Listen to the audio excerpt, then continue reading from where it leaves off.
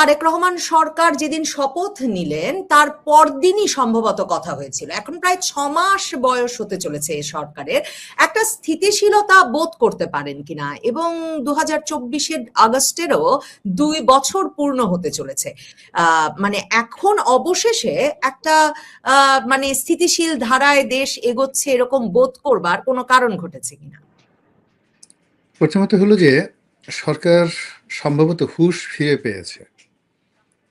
আপনি যখন দেখবেন যে একটা সরকার খুব উত্তেজিত না হয়ে কথা কম বলে, তারপরে অ্যাকশনে যায়, রিয়াকশনের চাইতে অ্যাকশনে বেশি যাচ্ছে, তখন ধরে নেবেন যে সে বাস্তব অবস্থাটা বুঝতে পেরেছে। আমাদের দেশের টোটাল আমানত, মানে ব্যাংকে যত টাকা আছে সেই আমানতের 45% আমানত খেয়ানত হয়ে গেছে, পাচার হয়ে গেছে, খেলাপি ঋণ হয়ে গেছে। ফলে এই যে সরকারের হাতে টাকা নেই, এটা সরকার বুঝতে পেরেছে। 2 নম্বরে যেটা আছে সেটা হলো যে আওয়ামী লীগের কেন পতন হলো, সেই জিনিসটা সরকার খুব গভীরভাবে মূল্যায়ন করেছে। যেমন দেখা গেল যে আমরা আর জামাতের এই যে এখন যে খুব দুরবস্থা, জামাতকে কোনো মানুষ সম্মান করে না, অথচ 1972-73 সনে কিন্তু জামাতের একটা সম্মান ছিল, মর্যাদা ছিল। তো তখনও তাদেরকে গালি দিত না, কিন্তু এখন জামাতের সভাপতি থেকে শুরু করে সবাইকে মানুষ খুব বিশ্রী ভাষায় গালাগালি দিচ্ছে। এই জিনিসগুলো সরকার খুব কগনিজেন্সি নিয়েছে, এই জিনিসগুলো কেন হচ্ছে। তো সেদিক থেকে আমি মনে করি যে আমাদের যে পেইনগুলো আছে, জাতীয় যে পেইনগুলো আছে, সেই পেইনগুলো সরকার কগনিজেন্সি নিয়েছে এবং তারা রিয়াকশন দেখাচ্ছে না, তারা অ্যাকশন দেখাচ্ছে। প্রতি জায়গাতে তারা একের পর এক সিদ্ধান্ত নিয়ে যাচ্ছে, অসাধারণ সব সিদ্ধান্ত। হয়তো সাকসেসফুল হতে পারে, ব্যর্থ হতে পারে, কিন্তু বড় বড় সিদ্ধান্ত নিতে গিয়ে তারা একটুও শব্দ করছে না। বাজেটে অনেকগুলো গুরুত্বপূর্ণ সিদ্ধান্ত নেওয়া হয়েছে, যেগুলো আমরা টেরই পাচ্ছি না, কিন্তু বিরাট বিরাট সিদ্ধান্ত, ফাইন্যান্সিয়াল পুরো সিস্টেমটাকে এলোমেলো করে দেবে। যেমন সাইফুর রহমান সাহেব ভ্যাটের একটা সিদ্ধান্ত নিয়েছিল, ঠিক ওইরকম কিছু সিদ্ধান্ত, যেমন সম্পদ কর, কর নেট বৃদ্ধি করা, মানে পুরো জিনিসটা কি এটা, মানে যাকে বলা হয় শতভাগ ঝুঁকির মধ্যে। এর চেয়ে আর ঝুঁকি হতে পারে না অর্থনীতি। যদি সে সফল হয় তাহলে সে গাজী দীর্ঘদিন ধরে টিকে থাকবে, অর্থনৈতিক বাংলাদেশের অর্থনৈতিক সমস্যা থাকবে না। আর যদি ফেল করে পুরো সরকার একেবারে ধসে পড়বে, এরকম একটা ঝুঁকি সে নিয়েছে ফাইন্যান্সিয়াল সেক্টরে। দীর্ঘদিনের একটা পুঞ্জীভূত ক্ষোভের দিক থেকে একটা ট্রান্সফর্ম হচ্ছে। দেশি শক্তি আছে, বিদেশি শক্তি আছে। আমরা তো সেই আওয়ামী লীগ জমানাতেই জানতাম সেন্ট মার্টিন নিয়ে যাওয়ার চেষ্টা করছে। এই যে রোহিঙ্গাদের যে সমস্যা, যেটা নিয়ে একটা ত্রিমাত্রিক সমস্যা শুরু হয়েছে, এটা তো আওয়ামী লীগ জমানাতে সেই 2016 সন থেকে এই সমস্যাটা। এটার সাথে চীন জড়িয়ে পড়েছে, তুরস্ক জড়িয়ে পড়েছে, এবং তখন তুরস্কের ফার্স্ট লেডি এসেছিল। এটার সঙ্গে পাকিস্তানের নানা রকম জঙ্গি গ্রুপ জড়িয়ে পড়েছে, এটার মধ্যে জামাতের একটা অংশগ্রহণ আছে। মানে এতগুলো সমস্যা, যে সমস্যা কিলবিল কিলবিল করে ফেলছে। এবং আপনাদের পার্বত্য চট্টগ্রামে 20 থেকে 25টি সশস্ত্র গ্রুপ, সেটা আওয়ামী লীগ জামানাতে ছিল। এবং ওখানে কুকি চীনের 10,000 একেবারে রেজিস্টার্ড 10,000 আর্মি আওয়ামী লীগ জমানাতে ছিল থানসি এলাকাতে, যেটা ভারত এবং মায়ানমারের যৌথ প্রযোজনায় তারা এখন একটা কুকি চীন আলাদা একটা সাম্রাজ্য করে ফেললো। এবং এটা নিয়ে একটা আলাদা, আপনি গিয়ে দেখবেন ব্যাংকক ওদের ওয়েবসাইটে গিয়ে দেখেন, কুকি চীনের তারা বান্দরবন এবং ওই অঞ্চল নিয়ে আলাদা একটা রাজ্য করে, সংবিধান করে, পতাকা তৈরি করে তারা নিজেদের মানে প্রাইম মিনিস্টার, সংসদ ঘোষণা করে বসে আছে। এখন এই কুকি চীন তো ইনুস জমানাতে আরো শক্তিশালী হয়েছে, গত 4 মাসে আরো শক্তিশালী হয়েছে, তার সঙ্গে আরাকান আর্মি শক্তিশালী হয়েছে। এখন এই আরাকান আর্মি নিয়ে টানাটানি, চীন বলছে আরাকান আর্মির বিরুদ্ধে আরশা লাগিয়ে দাও, যুদ্ধ করো। মানে বাংলাদেশ সরকারকে বলছে, তুমি তোমাদের মধ্যে যে আরশা আছে, এই আরশা হলো আমাদের লোক, এদেরকে আমরা অস্ত্র দেব, শস্ত্র দেব, করিডোর দেব, এদেরকে দিয়ে আরাকান আর্মির বিরুদ্ধে যুদ্ধ করব আমরা। আর আমেরিকা বলছে, তোমরা তোমাদের দেশ থেকে আরশাকে বের করে দাও, আমরা এখানে আমেরিকান সৈন্য পাঠাবো, এবং এই আমেরিকান সৈন্য পাঠিয়ে এখানে তারা তোমার সৈন্য সহ, আমেরিকান সৈন্য সহ, এখানে তুমি আমাকে করিডোর দেবা, আমরা এই আরাকান আর্মির পক্ষে যুদ্ধ করে মায়ানমারের নেপিদোতে যে চীন নিয়ন্ত্রিত সরকার আছে, জান্তা সরকার আছে, তাদেরকে পরাজিত করব। এখন এই যে একটা যন্ত্রণা চলছে আমাদের সীমান্তে, এর মধ্যে ভারত পুশিং করার চেষ্টা করছে পুরো সীমান্ত 4,000 মানে কিলোমিটার, যে সীমান্ত 4,000 কত কিলোমিটার, তো এই পুরো সীমান্তের জুড়েই মানে নির্ঘুম রজনী কাটছে বিজিবির একটা লোকের গুম হারা। মানে এইভাবে যদি চলতে থাকে আর 6 মাস 7 মাস পর বিজিবি, মানে তাদের মধ্যে দেখবেন যে একটা প্যানিক চলে আসবে। কোনো রাত নাই দিন নাই, 24 আওয়ার্স তারা সেখানে কাজ করতেছে। এই বৃষ্টির মধ্যে তাদেরকে আর্মস নিয়ে অস্ত্র নিয়ে সেই ডুবার মধ্যে দাঁড়িয়ে থাকতে হচ্ছে।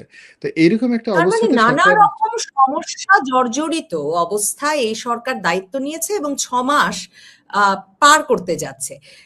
সমস্যার সমাধানে কোনো চমকপ্রদ মানে ভূমিকা রেখেছে এরকম কিছু দেখছেন কিনা, এবং এই সমস্যাগুলো এই সরকার সামাল দিতে পারবে এই সংকেতটা দেখছেন কিনা, নাকি সমস্যাগুলো আরো বড় হচ্ছে, কি মনে হচ্ছে? প্রথমত যে সমস্যাগুলো একেবারে এই সরকারের পক্ষে কেন, কোনো সরকারের পক্ষে সমাধান করা সম্ভব নয়। বিকজ এখানে বৃহৎ দুটি শক্তি, চীন, তিনটি শক্তি, চীন, ভারত, আমেরিকা। আবার এখন ভারত এবং আমেরিকা একই জায়গাতে চলে গেছে।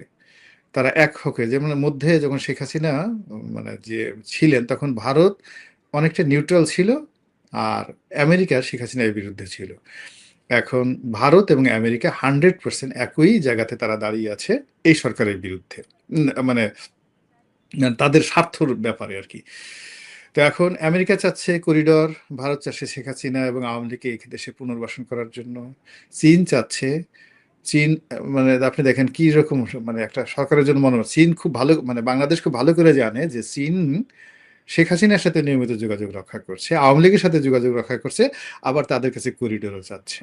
তো এইরকম একটা অবস্থা আপনি যখন প্রতিটা মানুষই আপনি যখন শুনবেন, আপনার অবস্থা থেকে শুনবেন যে আপনি যার সঙ্গে ঘর করছেন, কথা বলছেন, সেই লোকটির অন্তর একদিকে, মন একদিকে, হাত পা একদিকে, তখন সেই অবস্থাটা মানসিক বিষণ্ণতা থাকে। ফলে এই সরকারের প্রতিটি মানুষ এখন বিষণ্ণ, মানে সে কাউকে বিশ্বাস করতে পারছে না, কারো কাছে যেতে পারছে না। তার নিজের ঘরের মধ্যে ডক্টর ইউনূসের লোক, তার ঘরের মধ্যে আমেরিকার লোক, তার প্রশাসনের মধ্যে ভারতের লোক, মানে সব মিলিয়ে যে হ্যাজার্ড অবস্থাতে, মানে আমি তো তারেক রহমান সাহেবকে, মানে যে যেখানে আছে আমাকে, আমি এই জিনিসগুলো জানতাম, আমাকে যদি মানে যাকে বলা হয় আমার মানে সারা দুনিয়ার বাদশাহী দেওয়া হতো, তবু আমি এই বাংলার সিংহাসনে বসতাম না। আমি ভীতু টাইপের মানুষ, এগুলো আমার সহ্য হতো না আর কি।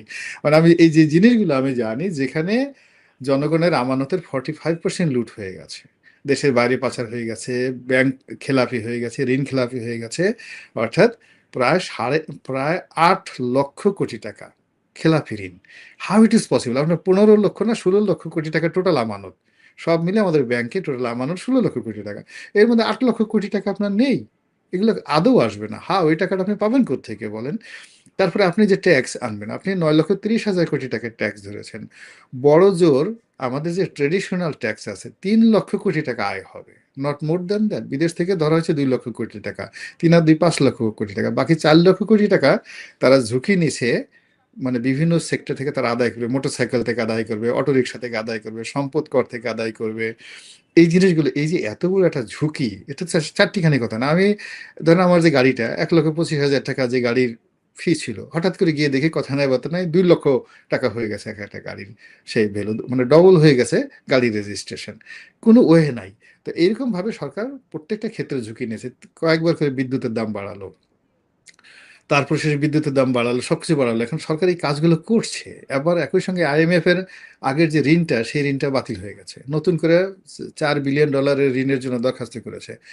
ঋণ দরখাস্ত করার পরে ওরা যে জিনিসটা বলছে যে আপনার এই সংস্কারগুলো করতে হবে, এই ভর্তুকি বন্ধ করতে হবে, কৃষিতে ডিজেলে ভর্তুকি বন্ধ করতে হবে, জাতীয় রাজস্ব বোর্ডকে 2 ভাগে বিভক্ত করতে হবে। মানে এই অ্যাজ এ হোল সব মিলিয়ে আমরা যদি কেউ বলি খুব ভালো আছে, সেটা যেমন ঠিক না, আবার যে খুব মন্দ আছে তাও কিন্তু বলা যাবে না। মানে নর্মালি শেখ হাসিনার জমানাতে যা ছিল আন্দোলনের পরে সেটা খুব খারাপ অবস্থা হয়ে গেছে। আর ইনুস জমানাতে 18 মাস বসে বসে পুরো দেশকে আরো 2 লক্ষ কোটি টাকার অতিরিক্ত ঋণ, দেশি বিদেশি অতিরিক্ত ঋণের মধ্যে ডুবিয়ে গেছে এই মানে 1.5 বছরে। এখন এইগুলো সবই কিন্তু এখন আমাদের পুরো, আমরা যারা জনগণ আমাদের মধ্যে আছি। এখন প্র্যাকটিক্যাল হলো ইন্ডাস্ট্রিগুলো বন্ধ হয়ে গেছে।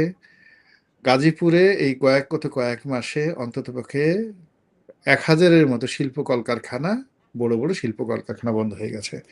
অন্ততপক্ষে 5 লাখ লোক কর্মহীন হয়ে পড়েছে গত 4 মাসে।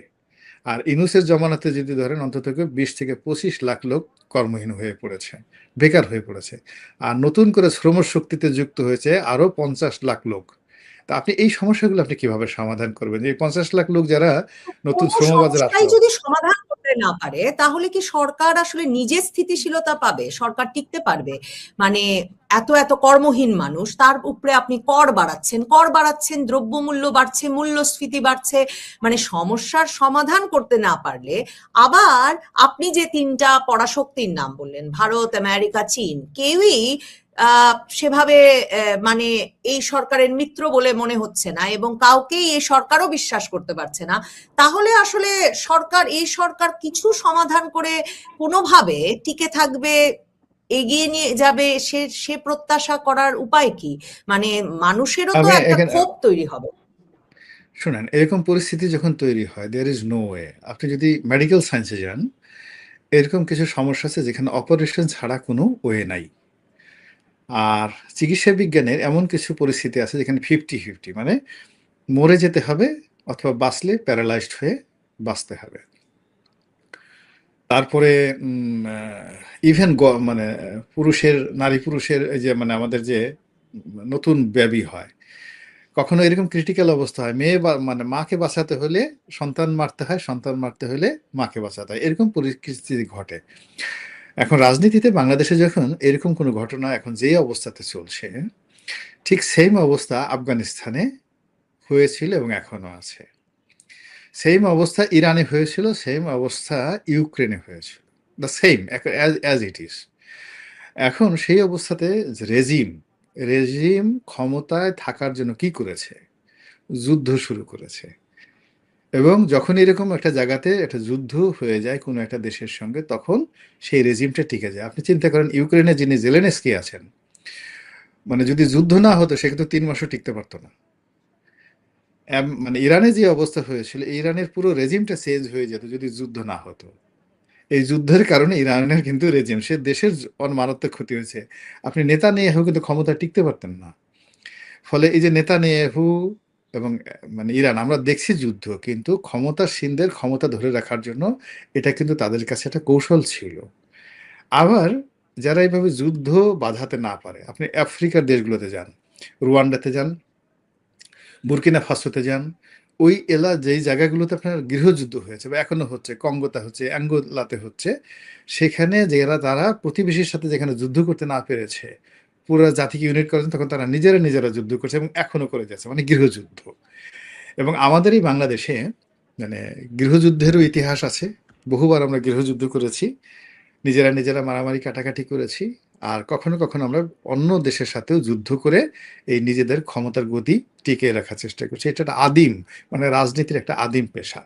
ফলে আগামীতে কি হবে এটা নিয়ে মানে ইতিহাস মানে বারবার এটা পুনরাবৃত্তি ঘটবে। এখন কে দায়ী না দায়ী সেটা পরের ব্যাপার, কিন্তু সমাধান এখন পরিস্থিতি যে পর্যায়ে আসছে, এখান থেকে আসলে যদি আপনি নেতিবাচক অর্থে ধরেন, তাহলে ওই যেটা বললাম অন্যান্য দেশে যা কিছু হয়েছে, আর ইতিবাচক অর্থে যদি আপনি ধরেন, তাহলে সমস্ত রাজনৈতিক দলগুলো একত্র হয়ে যেটাকে বলা হয় রিকনসিলিয়েশন করে একটা জাতীয় ঐক্য না হওয়া পর্যন্ত, অন্ততপক্ষে এরকম একটা অবস্থাতে শুধুমাত্র অর্থনৈতিক যে দুরবস্থা মন্দা, এখান থেকে বের হতে আমাদের 10 বছর সময় লাগবে, রাজনীতির কথা বাদ, অন্য কোনো কিছু বাদ। এবং রাজনীতিতে আপনি দেখুন এখন এমন একটা অবস্থা হয়ে গেছে, শেখ হাসিনাকে গালি দিতে মানে এখন যে কোনো একটা সাধারণ রাস্তার ছেলে সে মনে করে শেখ হাসিনাকে সে গালি দিতে পারে এবং শেখ হাসিনা গালি খাওয়ার উপযুক্ত। আবার তারেক রহমান সাহেবকে, বেগম জিয়াকে গালি দেওয়ার ক্ষেত্রে, জামাতার আমিরকে গালি দেওয়ার ক্ষেত্রে, এই যে আপনার রেসপেক্টের যে জায়গাটা, সেই জায়গাটা সম্পূর্ণ ধ্বংস হয়ে গেছে। 2 নম্বর হলো যে নেতাকে, এখন কিন্তু শেখ হাসিনা, তারেক জিয়া কেউ নেতা না। আমরা এই সোশ্যাল মিডিয়াতে যারা যত গালি দিতে পারি এবং যে যত অশ্লীল গালি দিতে পারি, সে হলো সবচেয়ে বড় নেতা। এবং এই যে সোশ্যাল মাধ্যমে মানে সামাজিক গণমাধ্যমে যারা অশ্লীলতা ছড়াচ্ছেন, যারা বাজে কথা বলছেন, আপনি দেখবেন যে জনগণ এক পক্ষ তাদের বিরুদ্ধে চলে গেছে, আর এক পক্ষ তাদের পক্ষে দাঁড়িয়ে গেছে। এর মধ্যে কোনো নীতি নৈতিকতার কথা নাই, কোনো একটা কথা নেই। কেউ যদি এখানে মোটামুটি একটু ভালো কথা, নীতি নৈতিকতা, ধর্মের কথা বলতে আসে, তাকে 10টা গালি দিয়ে সেই লোকটার একেবারে ঘরে উঠিয়ে দেয়। সে বলে যে বাবা গো, আমি জীবন এর মধ্যে জড়াবো না। তো এই যখন একটা অবস্থা আপনি তো হয়ে আসলে যায়, গভীর নেতিবাচক সম্ভাবনার কথা বলছেন, গভীর নেতিবাচক সম্ভাবনার কথা বলছেন, কারণ আপনি আফগানিস্তান, ইউক্রেনকে উদাহরণ হিসেবে সামনে আনছেন। তো এবং আপনি বলছেন যে একমাত্র উপায় ইরান ছিল এবং যদি একটা ইরান এবং ইসরায়েলকে সামনে ইরানের উদাহরণেও যে রাজনৈতিক রিকনসিলিয়েশন যদি হতো তাহলে একটা সম্ভব ছিল। রিকনসিলিয়েশনের তো কোনো নমুনা দেখা যাচ্ছে না। বিএনপি আরো কঠোর অবস্থান নিচ্ছে। আমি একটু শেষ করি আওয়ামী লীগের বিষয়ে।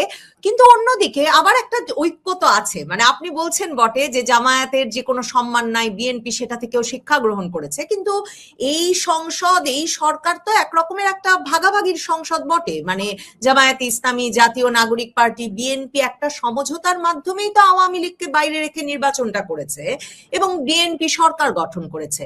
তাহলে মানে কি ধরনের, মানে আওয়ামী লীগকে এনে রিকনসিলিয়েশনের কথা বলছেন? মানে প্রথমত হলো যে এখানে তো আওয়ামী লীগের যে প্রতিপক্ষ যদি আপনি ধরেন, দ্য রিয়েল প্রতিপক্ষ অনলি বিএনপি, জামাতে প্রতিপক্ষ নয়, ইটস অক্সিলারি ফোর্স।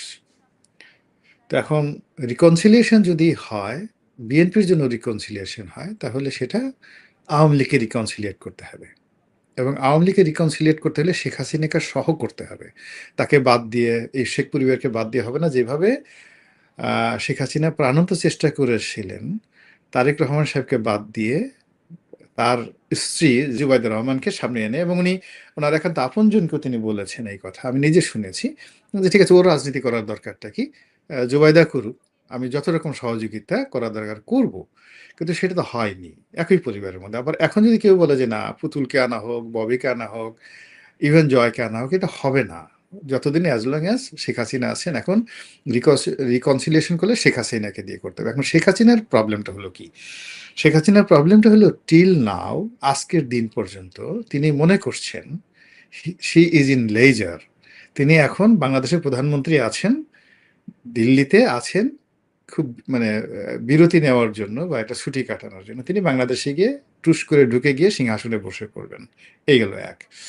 ২ নম্বর হলো যে তিনি ১৭টা বছরে একটা অন্যায় করেননি, এবং তার যত কাজগুলো আছে জাতির কল্যাণের জন্য তিনি কাজ করছেন, এটা তার শতভাগ বিশ্বাস জায়গা। আর এখানে আওয়ামী লীগের যারা লোকজন আর আওয়ামী লীগের বাইরে যারা লোকজন, তারা কেউ তাকে বুঝাতে পারছেন না যে এস আলম থেকে শুরু করে ব্যাংক ডাকাতি, তারপর শেষে সামিট গ্রুপ, বেক্সিমকো, এর মাধ্যমে যে স্ক্যামগুলো তৈরি হয়েছে, সেই স্ক্যামগুলো আওয়ামী লীগকে শেষ করে দিয়েছে। এবং আপনার যোগ্যতা নিয়ে, আপনার উন্নয়ন নিয়ে কারো কোনো কথা নেই, কিন্তু এই বিষয়গুলো শেখ হাসিনা বা কেউ কিন্তু স্বীকার করছে না এখনো পর্যন্ত। দেখা গেল যে এলিট গ্রুপ, যে অলিগার গ্রুপগুলো আওয়ামী লীগের সঙ্গে ছিল, সেই সেম অলিগার গ্রুপ কিন্তু আওয়ামী লীগকে ফাইন্যান্স করছে। আর এখন সরকারের সাথে যারা আছে তাদেরকে যা যা দেওয়ার, যাদেরকে কনভিন্স করা দরকার নিজেদের অস্তিত্ব বজায় রাখার জন্য, ঠিক সেম কাজটা তারা করছে।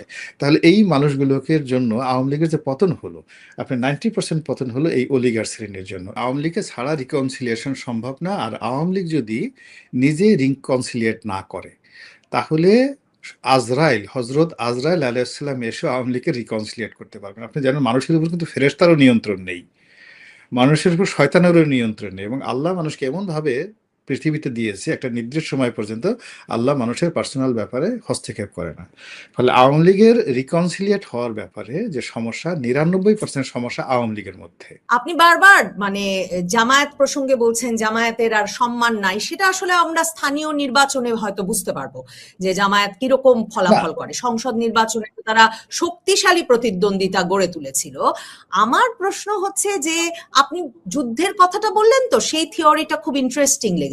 মানে আফগানিস্তানের কথা বলেছেন, ইউক্রেনের কথা বলেছেন, এমনকি যদি আরব বসন্তের ইতিহাসটাও মনে করি, তাহলেও আসলে একটা সংঘর্ষপূর্ণ পরিস্থিতি এবং রেজিমের পর রেজিম চেঞ্জ, এগুলো বোধহয় খুব বাস্তব ভিত্তিক মানে সম্ভাবনা বলেই মনে হয়।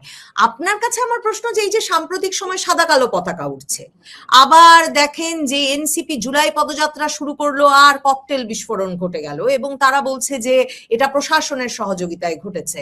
বাংলাদেশে আবারও ফাতা কমান্ড নামে একটা নতুন জঙ্গি সংগঠনের সদস্য হিসেবে আটক করেছে পুলিশ।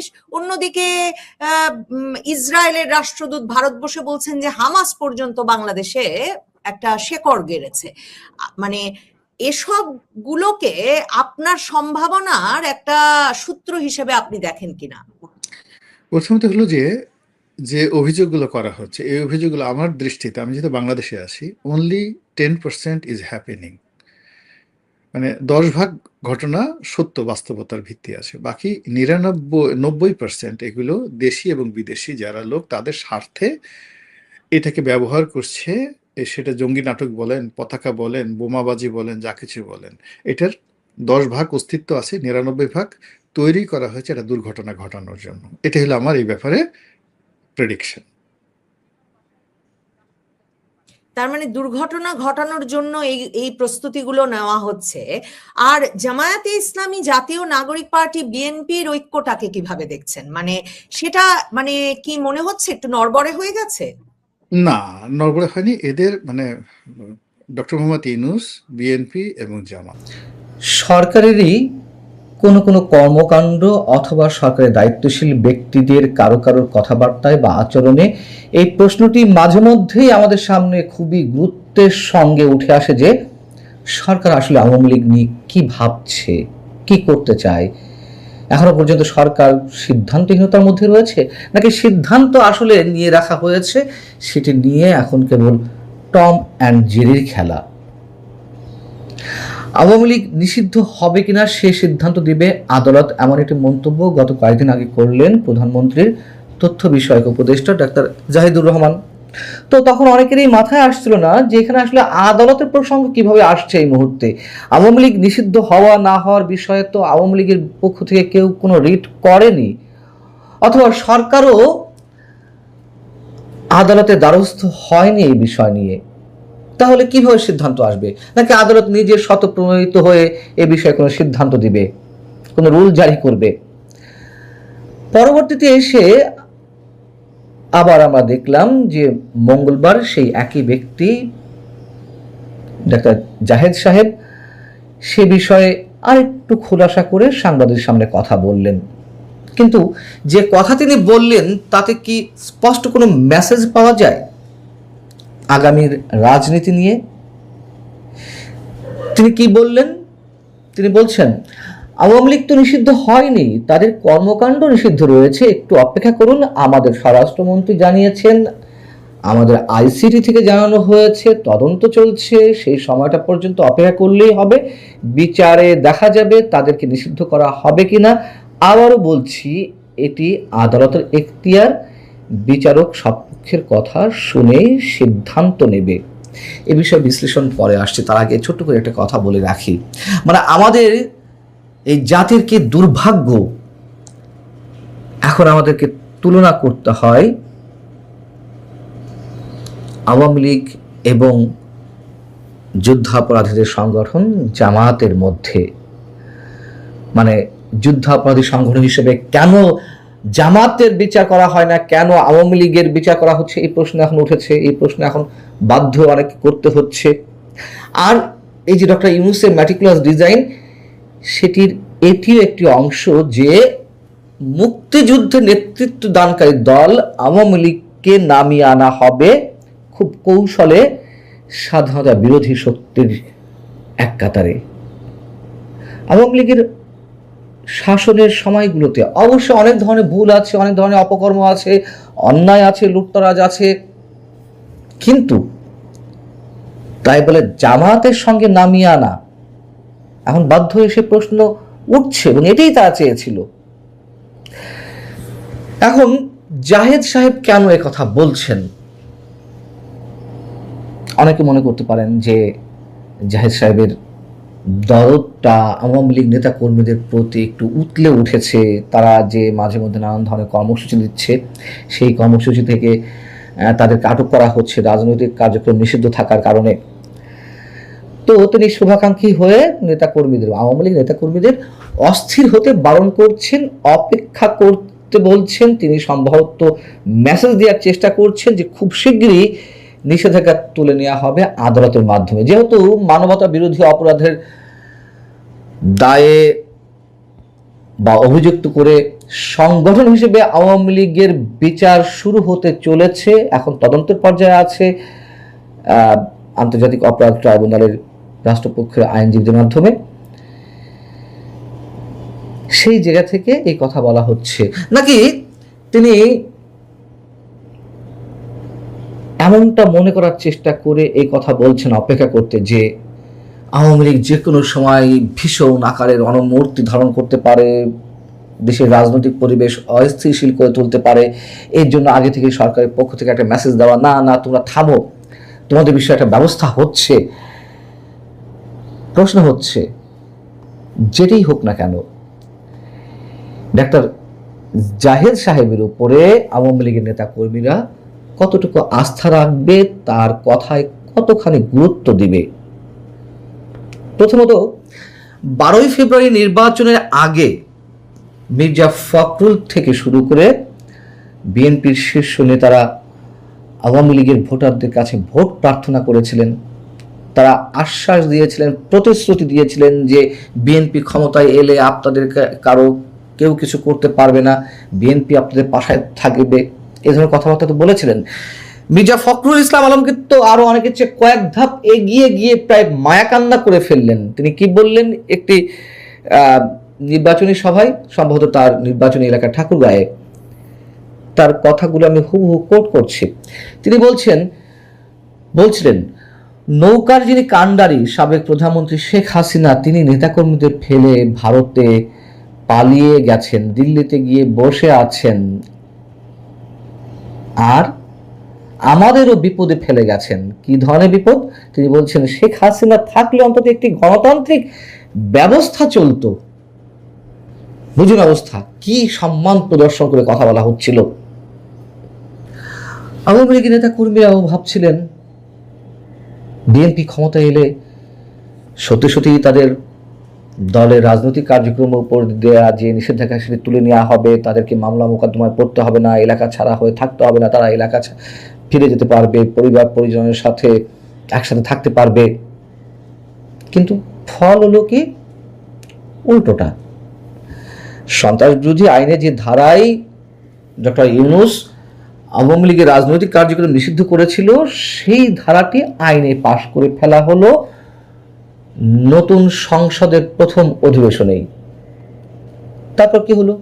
বিভিন্ন জায়গায় আওয়ামী লীগ নেতা কর্মীরা আক্রমণের মুখে পড়তে লাগলেন। একেবারে খুব ইনিশিয়াল স্টেজে সরকার ক্ষমতা আসার পরে কয়েকটি জায়গায় আওয়ামী লীগের কার্যালয় খুলে দেওয়া হচ্ছিল, কিন্তু তারপরই আমরা দৃশ্যপটগুলো পাল্টে যেতে দেখলাম। আক্রমণের মুখে পড়তে লাগলো আওয়ামী লীগ নেতা কর্মীরা, তাদের নামে নতুন নতুন মামলা হতে লাগলো, নতুন নতুন করে আরো অনেককে কারাগারে যেতে হলো, আবার কেউ কেউ জামিনও পেয়েছে, যেটা সত্য কথা। কিন্তু টোটাল সিনারিওটা কি? এখনো তো তারা এক অর্থে নিষিদ্ধ অবস্থায় রয়েছে। উল্টো সংগঠনের বিচার করা হচ্ছে। রাজনৈতিক কার্যক্রম নিষিদ্ধ থাকা তাও তো একটা ছিল যে না, ফর দ্য টাইম বিং রাজনৈতিক কার্যক্রম নিষিদ্ধ রয়েছে, একটা পর্যায়ে এগুলো উইথড্র করা হবে। দলের বিচার করার জন্য ট্রাইব্যুনালেও যাওয়া হলো, মানে যাওয়ার প্রস্তুতি চলছে। আর ডাক্তার জাহেদ ব্যক্তি পর্যায় থেকে তার কথাটাও কতটুকু গুরুত্ব দিতে হবে। তিনি নিজেই তো মনে করেন যে আওয়ামী লীগ শুধু স্বৈরাচার নয়, আওয়ামী লীগ শুধু ফ্যাসিস্ট নয়, আওয়ামী লীগ পুরোপুরি একটা ডাকাতের দল, আওয়ামী লীগ মাফিয়া। তাহলে এই ডাক্তার সাহেব আমাদের তথ্য বিষয়ক উপদেষ্টা অপেক্ষা করতে বললেন ঠান্ডা রাখার জন্য। আবার স্থানীয় সরকার নির্বাচনের তফসিল ঘোষণা হতে যাচ্ছে 2-1 মাসের মধ্যে, এবং এগুলো করে একটা ঠান্ডা অবস্থায় রাখা। যদি ঠান্ডা অবস্থায় রাখতে পারে আমরা ওয়েলকাম জানাই। আওয়ামী লীগ কি করবে সে আওয়ামী লীগের সিদ্ধান্ত। কিন্তু আমাদের কথা হচ্ছে যে এভাবে সত্যি সত্যি কোন দিকে নিয়ে যাওয়া হচ্ছে দেশের রাজনীতিকে, তার চেয়েও বড় কথা হচ্ছে আমাদের কারোর জন্য কারোর প্রতি মানে দরদ দেখিয়ে লাভ নেই। বাস্তবতার জায়গা থেকে যে বিচার বিশ্লেষণগুলো করতে হচ্ছে, বিএনপি কতটা নিরাপদ, বিএনপি যে আওয়ামী লীগকে চরম প্রতিদ্বন্দ্বী হিসেবে ভয় পাচ্ছে যে ক্ষমতার ভাগিদার হয়ে যেতে পারে, যে কোনো সময় আওয়ামী লীগ ক্ষমতা চলে আসতে পারে, তাকে রাজনীতি করতে দিলে, এই ভয় তো। কিন্তু জামাত, বিএনপি এখনো বুঝতে পারছে না। আমি বারবার একটা কথা বলি, তারা যে খেলাটি খেলছে সেটি তাদের জন্য বুমেরাং হয়ে উঠতে পারে। সাম্প্রদায়িক মৌলবাদী শক্তি যেভাবে এক ধরনের রাজনৈতিক শূন্যতার মধ্য দিয়ে শক্তিশালী হয়ে উঠছে, যেই শক্তিশালীটা আওয়ামী লীগ করেছিল, এটাও সত্য কথা, আওয়ামী লীগ রাজনৈতিক শূন্যতা সৃষ্টি করেছিল। এমন ভাবে প্রমোট করছে যে এনডিটিভির এক সাক্ষাৎকারকে কেন্দ্র করেই প্রায় 150 গণমাধ্যম, শতাধিক 100 থেকে 150 মাঝামাঝি এইরকম পৃথিবীর বিরাট বিরাট গণমাধ্যম তাকে নিয়ে আলাদা আলাদা স্টোরি করেছে। কাজে দেশেও স্বাভাবিকভাবে আলোচনা হচ্ছে যে শেখ হাসিনা ফেললে বাংলাদেশের রাজনৈতিক পরিস্থিতি কি হবে, সামাজিক পরিস্থিতি কি হবে এবং আইনগতভাবে কি হবে, এগুলো চুলচেরা বিশ্লেষণ চলছে। আজকে বিবিসি বাংলা একটি স্টোরি করেছে যে শেখ হাসিনা দেশে ফিরলে বা তার ফিরতে কোনো বাধা আছে কিনা, আইনগত দিক নিয়ে মূলত বিশ্লেষণ করেছে। তার আলোকে আমরা একটু বুঝতে চেষ্টা করব যে বিবিসি বাংলা কি বলছে, কিংবা শেখ হাসিনা আসলে ফিরলেই বা কি হবে, আইনগতভাবে কি হবে, তিনি কি গ্রেপ্তার হবেন নাকি সরাসরি জেলে যাবেন, আর মৃত্যুদণ্ড প্রাপ্ত একজন আসামি হিসেবে তার আইনি ভবিষ্যৎই বা কি। এই মুহূর্তের ভিডিওতে আমরা আন্তর্জাতিক অপরাধ ট্রাইব্যুনাল, দেশের শীর্ষ আইন বিশেষজ্ঞ এবং বিবিসি বাংলার চুলচেলা বিশ্লেষণ করে জানবো শেখ হাসিনার দেশে ফেরার পথে আসল বাধা কোথায় এবং আইনি প্রক্রিয়াগুলো ঠিক কি কি। পুরো বিষয়টি জানতে ভিডিওটি শেষ পর্যন্ত দেখুন। শুরুতে আমাদের একটু পেছনে ফিরে তাকাতে হবে 2024 সালের জুলাই আগস্টের সেই উত্তাল সময়ে সংগঠিত তথাকথিত মানবতা বিরোধী অপরাধের মামলায় সাবেক প্রধানমন্ত্রী শেখ হাসিনা ও সাবেক স্বরাষ্ট্রমন্ত্রী আসাদুজ্জামান খান কামালকে মৃত্যুদণ্ডের রায় দেয় আন্তর্জাতিক অপরাধ ট্রাইব্যুনাল। এবং এই ট্রাইব্যুনালটাও তথাকথিত, কারণ আপনারা জানেন যে এই ট্রাইব্যুনালটির জন্ম হয়েছিল 1971 সালের মানবতা বিরোধী অপরাধীদের বিচার করবার জন্য। খেয়াল করে দেখবেন যে 2024 সালের অগাস্ট মাসে শেখ হাসিনা পতনের পর এই মানবতা বিরোধী অপরাধ ট্রাইব্যুনালের চেহারা, রূপ পাল্টে দেওয়া হয়েছে। যুদ্ধাপরাধীদের বিচার কিন্তু বাংলাদেশে এখন আর হচ্ছে না। অর্থাৎ বাংলাদেশের এই মুহূর্তের বাংলাদেশ ইউনূসের বাংলাদেশ ছিল কদিন আগে, আজকে তারেক রহমানের বাংলাদেশ মনে করছে না যে 1971 সালে আমাদের মহান মুক্তিযুদ্ধের বিরুদ্ধে মানবতা বিরোধী অপরাধ কেউ করেছিল, যার কারণে তারেক রহমানও তথাকথিত মুক্তিযোদ্ধার দল বিএনপিও আন্তর্জাতিক অপরাধ ট্রাইব্যুনালে কোনো বিচার করছে না, যুদ্ধাপরাধীদের বিচার করছে না। 2025 সালের 17 নভেম্বর শেখ হাসিনার বিরুদ্ধে একটি রায় ঘোষণা করা হয়। এই মামলায় শেখ হাসিনাকে পলাতক হিসেবে বিচার করা হয়েছে। এখন প্রশ্ন হচ্ছে, রায় তো হয়ে গেছে, তাহলে আপিলের সুযোগ কি আছে? আন্তর্জাতিক অপরাধ ট্রাইব্যুনাল 1973 আপিলের অধিকার সংক্রান্ত 21 ধারায় পরিষ্কার বলা আছে, দণ্ডিত ব্যক্তি, সরকার বা অভিযোগকারীকে রায়ের তারিখ থেকে 30 দিনের মধ্যে আপিল দায়ের করতে হবে। এই সময়সীমা পার হয়ে গেলে আর কোনো আপিল করা যাবে না। তাহলে শেখ হাসিনার আপিল করার সময় কি শেষ? এই বিষয়ে ট্রাইব্যুনালের chief prosecutor Aminul Islam BBC বাংলাকে একটি চাঞ্চল্যকর তথ্য জানিয়েছেন। তিনি বলেন, আপিলের নির্ধারিত সময় পার হওয়ার পরেও আন্তর্জাতিক অপরাধ ট্রাইব্যুনালের মামলায় দণ্ডিত ব্যক্তির আপিল করার নজির কিন্তু আমাদের দেশেই আছে। চিফ প্রসিকিউটর আমিনুল ইসলাম উদাহরণ দিয়ে জানান, 71 মানবতা বিরোধী অপরাধে মৃত্যুদণ্ডপ্রাপ্ত পলাতক আসামি আবুল কালাম আজাদ ওরফে বাচ্চু রাজাকারও পরবর্তীতে আপিল করার সুযোগ পেয়েছিলেন। তিনি আরো জানান, যুদ্ধাপরাধ ট্রাইব্যুনালে দণ্ডিত 2-1 যখন পরে আপিল ফাইল করেছেন, তখন আমাদের সুপ্রিম কোর্টের আপিল বিভাগ সংবিধানের আর্টিকেল 104 এর আওতায় প্রিন্সিপাল অফ কমপ্লিট জাস্টিস বা সম্পূর্ণ ন্যায় বিচারের নীতিতে অনেকের আপিল গ্রহণ করেছেন। বাংলাদেশের সংবিধানে এই 104 অনুচ্ছেদে বলা হয়েছে, আপিল বিভাগের নিকট বিচারাধীন যে কোনো মামলায় সম্পূর্ণ ন্যায় বিচারের জন্য আদালত যে কোনো নির্দেশ, আদেশ, ডিক্রি বা রিট জারি করতে পারবেন। আইন বিশেষজ্ঞরা বলছেন, মৃত্যুদণ্ডের মামলায় সবচেয়ে উল্লেখযোগ্য উদাহরণ হলো বাংলাদেশের প্রতিষ্ঠাতা বঙ্গবন্ধু শেখ মুজিবুর রহমানকে সপরিবারে হত্যার মামলা।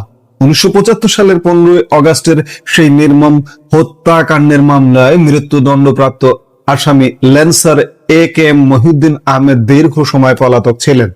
পরবর্তীতে তিনি মার্কিন যুক্তরাষ্ট্র থেকে প্রত্যার্পিত হয়ে বাংলাদেশে এসে আত্মসমর্পণ করেন এবং 2007 সালের সেপ্টেম্বরে আপিল বিভাগ তাকে আপিল করার অনুমতি দেয়।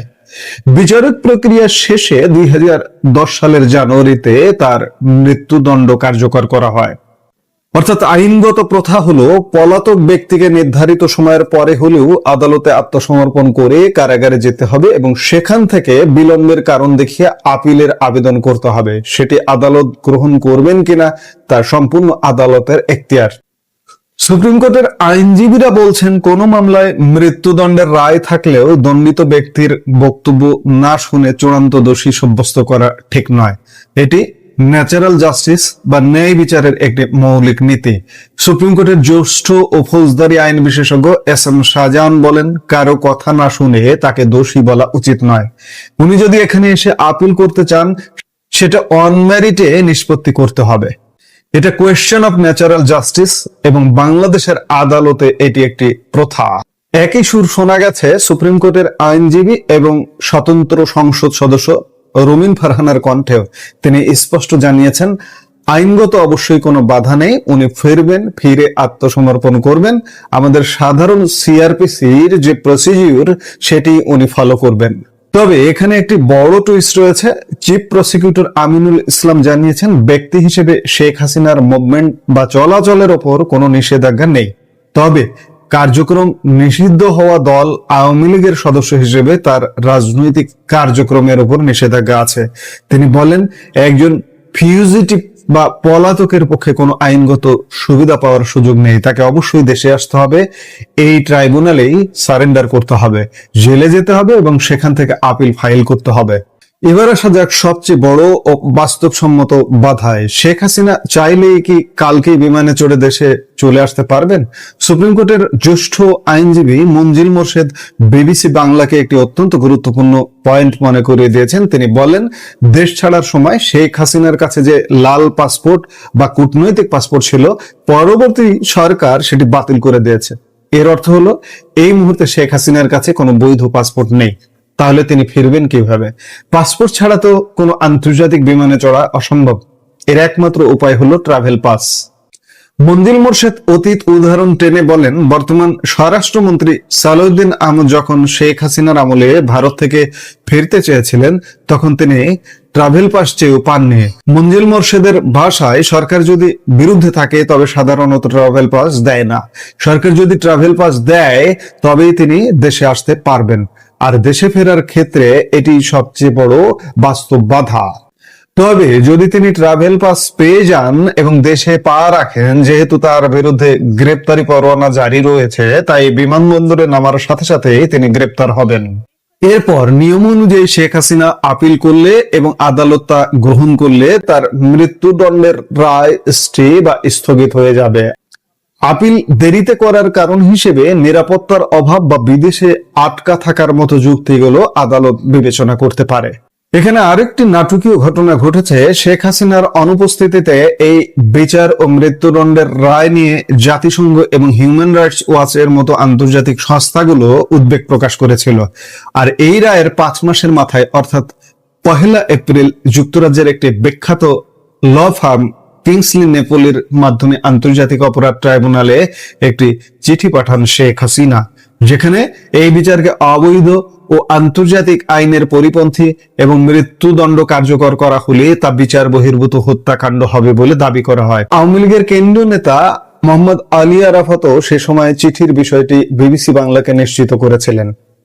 কিন্তু এখানেই শেষ নয়। ট্রাইব্যুনালের চিফ প্রসিকিউটর আমিনুল ইসলাম সম্প্রতি এক বিস্ফোরক দাবিতে জানিয়েছেন, অনলাইনে সার্চ করে বা সশরীরে খোঁজ নিয়ে ওই ব্রিটিশ ল ফার্মের কোনো বাস্তব অস্তিত্বই তারা খুঁজে পাননি। আশ্চর্য বিষয়। ম্যানুয়াল হলে পাওয়া যাবে না, কিন্তু ডিজিটাল যুগের ডিজিটাল মানুষ হলে নিঃসন্দেহে পাওয়া যাবে। এই যে দেখুন, আমরা পাচ্ছি কিভাবে? কিংসলি নেপোলির ওয়েবসাইট। যেহেতু চিঠিটি চিফ প্রসিকিউটরকে সরাসরি অ্যাড্রেস করে পাঠানো হয়নি এবং ফার্মেরই হদিশ মেলেনি, তাই অফিসিয়ালি তারা এটিকে কোনো গুরুত্বই দেননি। তাহলে শেখ হাসিনা দেশে ফেরানোর অন্য উপায় কি?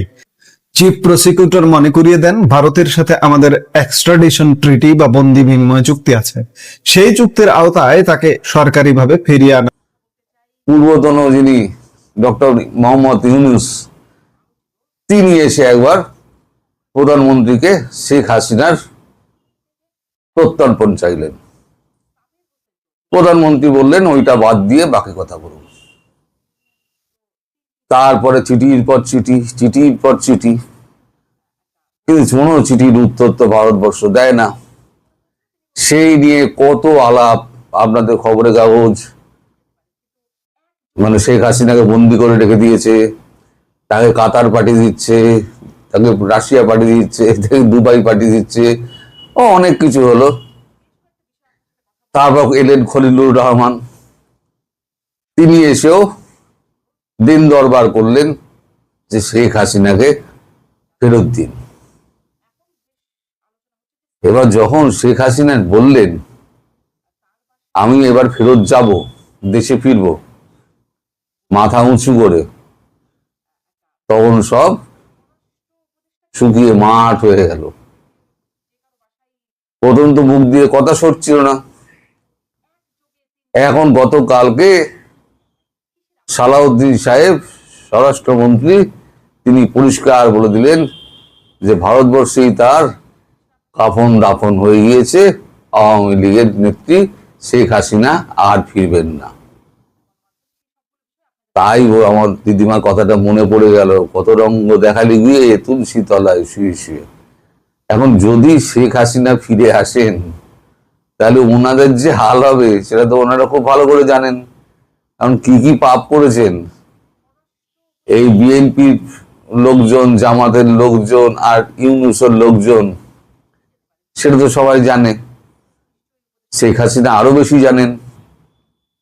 পাবলিক আছে ক্ষেপে, শেখ হাসিনা যদি প্রত্যাবর্তন করেন, করবেন তো বটেই, উনি যখন বলেছেন ভেবে চিন্তেই বলেছেন। কঠিন, তার সিদ্ধান্ত খুব কঠিন হয়। একবার যদি মনে করেন যে আমি এটা করব, তাহলে উনি করেই ছাড়বেন। তো এখন ওই কথা শোনার পর আমাদের সাউথ ব্লকে সব ফিসফাস হচ্ছে, কেউ মুচকি হাসছেন। জয়শঙ্করজি ভালো কথা বলেছেন, জয়শঙ্করজি বলেছেন এগুলো সব স্টানবাজি। উনি তো কালকে রাতে এবারে বেরিয়ে গেছেন বিদেশ, যাওয়ার আগে তিনি বলে গেছেন ঘরোয়া আলোচনা, এগুলো সব স্টানবাজি বাংলাদেশের। আমি জানতাম যে এই স্টানবাজি বেশি দিন টিকবে না।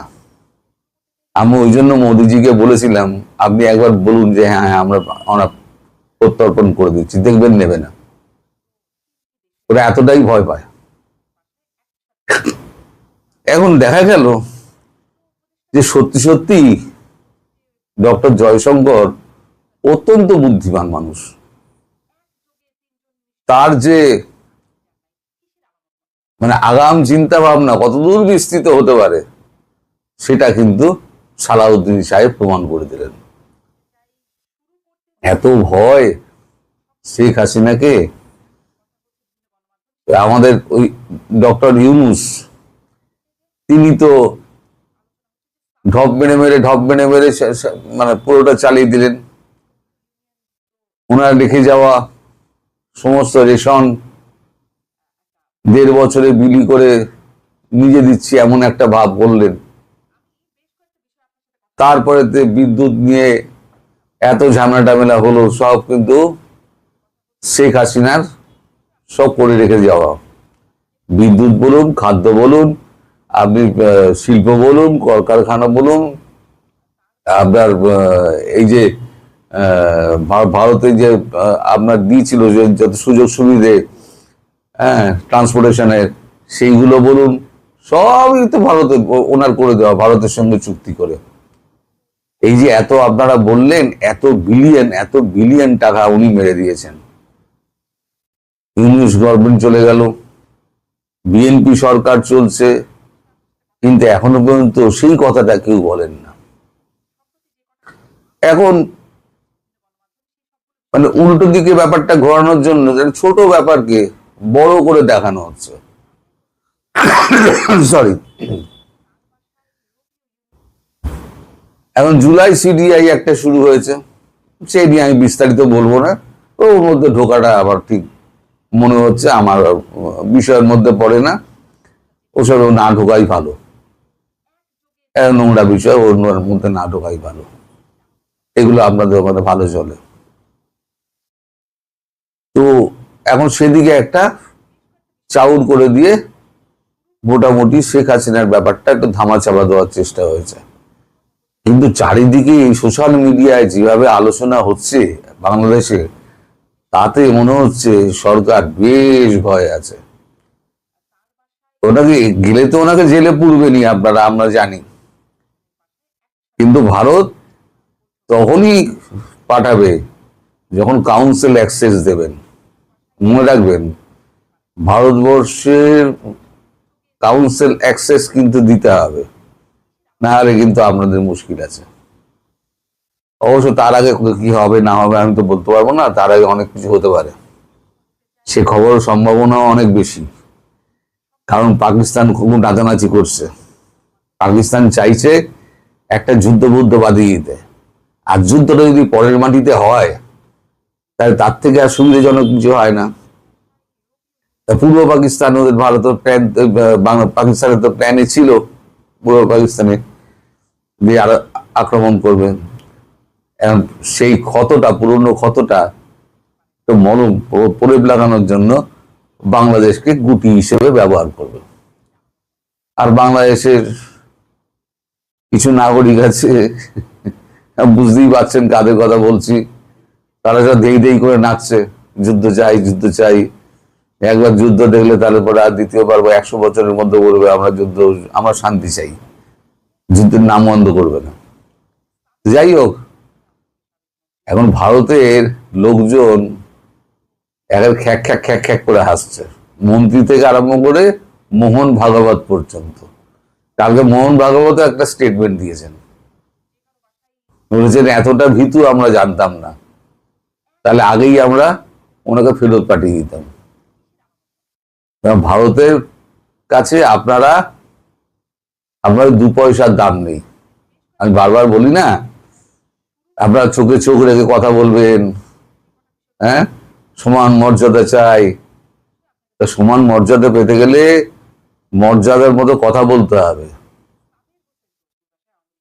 আপনাদের ওদেশ থেকে যারা এদেশে আসে, যাকেই জিজ্ঞেস করি সবাই বলে আমার এত বিঘে এত বিঘে এত বিঘে এত একর জায়গা আছে। আমি একদিন আমার বন্ধুকে বলছিলাম, সারা বাংলাদেশটা তো এইটুকু রে, এতদিন ধরে তারা দখল করে রেখে দিয়েছে।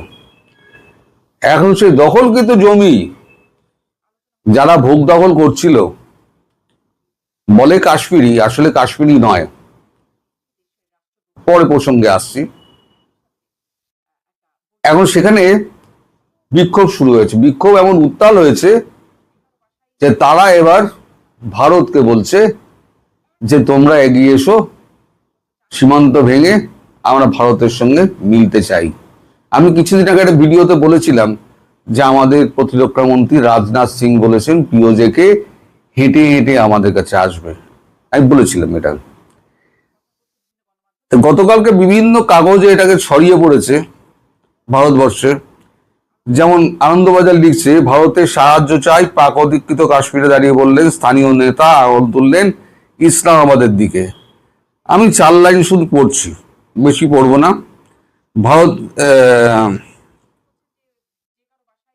পাকিস্তান প্রশাসনের দমন পীড়ন বেড়েই চলেছে, এই পরিস্থিতিতে ভারতের সাহায্য চাই, পাক অধিকৃত কাশ্মীরে দাঁড়িয়ে এমনটাই বলতে শোনা গেল সেখানকার জয়েন্ট অ্যাকশন কমিটি নেতা সর্দার আমন খানকে। তিনি জানিয়েছেন পাক অধিকৃত কাশ্মীরে প্রতিবাদীদের দমন করতে রেশন প্রয়োজনীয় সামগ্রী বন্ধ করেছেন, নয়াদিল্লিকে সাহায্য পাঠানোর জন্য আর্জি জানিয়েছেন তিনি। নিয়ন্ত্রণ রেখা বরাবর ভারতে প্রবেশের পথ খুলে দেওয়ার কথা বলেছেন তিনি। তার দাবি, পাক অধিকৃত কাশ্মীরে পরিস্থিতি আরো খারাপ হলে বাসিন্দারা চাইলে তারা ভারতে প্রবেশ করতে যেতে পারেন, তার ব্যবস্থা করা উচিত। আমনের সেই বক্তৃতার ভিডিও সমাজ মাধ্যমে ছড়িয়ে পড়েছে। এখন এই যে খাদ্য, রেশন, ওষুধ, সমস্ত কিছু, ইলেকট্রিসিটি, সব কিছু বন্ধ করে দিয়েছে। শুধু এইটা নয়, প্রতিদিন লিখছে নিয়ন্ত্রণ রেখা ভেঙে এগিয়ে আসুন, পাকিস্তানকে শিক্ষা দিতে ভারতের সাহায্য প্রার্থী বিদ্রোহী অধিকৃত কাশ্মীরের নেতা। হিন্দুস্তান টাইমস লিখছে পিওকে লিডার মেসেজ টু ইন্ডিয়া, পাক অধিকৃত কাশ্মীরে অশান্তির আবহ, ভারতের কাছে মানবিক সহায়তার আবেদন জেএসি নেতার। আমন খান, মানে আমন খান যার কথা বলা হচ্ছে বারবার, এই হচ্ছে আমন খান। আর এই হচ্ছে বিক্ষোভের ছবি, আপনারা স্ক্রিনে দেখতে পাচ্ছেন। এখন এরা যদি কোনোভাবে সীমান্ত ভেঙে এগিয়ে আসে, অথবা এই সুযোগটা যদি ভারত কাজে লাগায়, তাহলে পরে কি হবে? তাহলে পাকিস্তানের ভেতরে বুটস অন গ্রাউন্ডস হবে। আর পাকিস্তান জানে যে যদি এটা হয় তাহলে পরে পাকিস্তান টিকতে পারবে না। শুধু পিওজেকে নেবে না, তার সঙ্গে গিলগিট বালতিস্তান নেবে, তার সঙ্গে আপনার নেবে, সিনকে স্বাধীন করে দেবে, কারণ সিন্ধ বহুদিন ধরে স্বাধীনতা চাইছে, সিনকে স্বাধীন করে দেবে, খাইবার পাখতুনখোয়াটা নিয়ে নেবে। তাহলে পড়ে থাকবে কি? ওদিকে আপনার পশ্চিমদের একটা আলাদা যে ডিউরান্ড লাইন ছিল, ওটাকে ভাগ করে দিয়ে দেবে, পশ্চিমদের ঝামেলা মিটিয়ে দেবে, বালুচ লিবারেশন আর্মিকে আর বালুচিস্তানকে স্বাধীন করে দেবে। পড়ে থাকবে শুধু পাঞ্জাব প্রদেশ নিয়ে, পাঞ্জাবের লাহোর। কথায় কথায় বলে না, जिसे लाहौर नहीं देखा उसे दुनिया नहीं देखा। সকালে উঠে, ঘুম থেকে উঠে কাবাব, দুপুরে বিরিয়ানি, রাত্রিবেলা আবার কাবাব, তারপরে তো আবার শুয়ে পড়লো, এই এদের কাজ। তো এখন ভারত যাতে এখানে না ঢুকতে পারে, তার জন্য এই বাংলাদেশকে প্রক্সি হিসেবে ব্যবহার করতে চাইছে পাকিস্তান। কারণ পাকিস্তান মনে করছে ভারত দুটো ফ্রন্ট একসঙ্গে খুলবে না। যদি বাংলাদেশ থেকে ওরা আক্রমণ করে, মানে পাকিস্তান আক্রমণ করে, তাহলে পাকিস্তানকে মারার জন্য ভেতরে বুটস অন গ্রাউন্ডস করবে, যেটা আমি আগে বলেছি আপনাদের, বুটস অন গ্রাউন্ডস করবে। বুটস অন গ্রাউন্ডস করলে তাদের সৈন্য এদিক ওদিক করে, যার জন্য তারা এলাকা ফিলাকা দেখে রাখছে। আপনাদের আবার 8800 সব কুম্ফু, তারপরে কি সব শিখছে না তারা, তারা এসে লড়বে ইন্ডিয়ান আর্মির সঙ্গে। ইন্ডিয়ান আর্মি যে কি জিনিস সে তো জানে না, তারা এসে লড়বে। মোটামুটি একটা জিহাদি সংগঠন তৈরি করছে 8800 দিয়ে, আরো নেওয়া হচ্ছে। তাহলে কি হবে? ওদিকে যতই ওরা চেঁচাক না কেন, তাহলে পরে ওদের চেঁচারিটা থেমে যাবে, যে ভারত তো একদিকে আক্রমণ করে দিয়েছে, তাহলে এদিকে যাবে না। এখন কি অবস্থা? এই যে LOC, line of control, line of actual control নয়, কিন্তু লাইন অফ কন্ট্রোল যেটা রয়েছে, ধরুন এই হচ্ছে লাইন অফ কন্ট্রোল। আগে কি হতো? এই দিকে সেনা, ভারতের দিকে সমস্ত পাকিস্তানি সেনা নল লাগিয়ে বসে থাকতো আর কামান লাগিয়ে বসে থাকতো। এখন হয়েছে কি? এখন এই দিকে একটা ভারতীয় সেনা ভারতের দিকে লক্ষ্য করে, আর এদিকে একটা পিওজেকের দিকে লক্ষ্য করে, মানে দুটো ভাগ হয়ে গিয়েছে। একটা নিজের দেশের লোককে আটকাবার জন্য একটা ওদিকে একটা পিঠ দিয়ে রেখে দিয়েছে, এই বন্দুক তাক করে রেখে দিয়েছে, আর তার পিঠে পিঠ ঠেকিয়ে ভারতের দিকে আরেকজন বন্দুক তাক করে রেখে দিয়েছে। এবার এই হচ্ছে অবস্থা এদের।